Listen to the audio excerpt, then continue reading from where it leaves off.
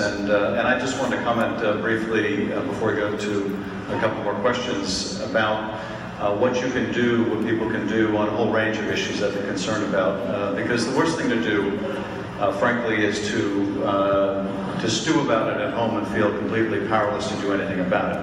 And I think that there's a great deal people can do, and as Hector was saying, you can do it through Indivisible, you can do it through the Justice Group, you can do it through the Resistance Group. There are any number of groups that are mobilizing people all over the country to fight back, to push back, and I think it's a phenomenal rising up of America to reject what this administration represents.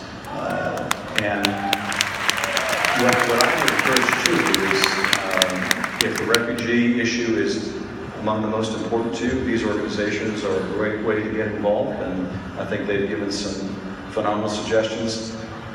But identify the one or two things you care the most about, and figure out how you can make a difference on that. And it may be you're concerned about Voting Rights Act violations and the fact that some states are deliberately trying to disenfranchise minority communities from voting. And Eric Holder is undertaking a new effort, and the ACLU works on those issues, and NAACP and many others, and find a way to get involved with that. Use your legal skills, offer to be poll watchers, or help in the special election in Georgia. Or if your interest is in climate change and you're desperately worried about what this administration is going to do, and of course, if we reach that tipping point, then all this is going to be moot ultimately. Then figure out how you can make a difference on climate. Now, one of the questions I get asked a lot is, what do we do here in California? We're a blue state, those of us that live in a blue district. What do we do?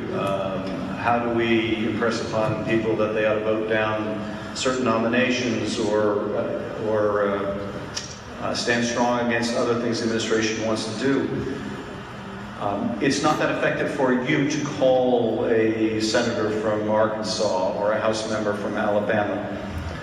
They tend to listen to their own constituents, and it's much more effective if you can to identify people you know in other districts where people will need to be persuaded, and work on that. And sometimes these organizations are very good at helping you direct those energies into the key parts of the country where we can make a difference. Now there are some large macro issues that we can't go into tonight because this is an official event, not a campaign event. But obviously on the political front, there's a lot that people can do, and happy to talk about that under other circumstances. But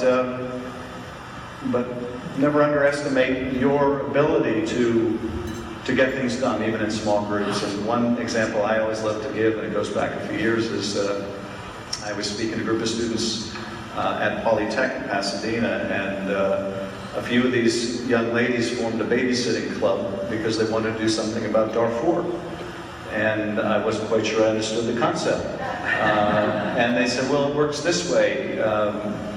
We do our babysitting, and at the end of the evening, when the parent comes home, we say, all the proceeds of my babysitting service I'm going to donate to Darfur. And by the way, if you want to give me a little more, you want to write a check on top of that, it would be gratefully received. And so instead of giving the young lady $40, they would write a check for $140. And this small group of girls raised thousands of dollars to help relief in Darfur. And if they had sat there in Pasadena and thought, okay, we're in high school, what can we do about Darfur? They might have been paralyzed into inaction, but they weren't. We don't have to be. And so I think your being here tonight shows your commitment to want to do something. And there are lots of great avenues to do it. Yes, let's go to the woman in gray.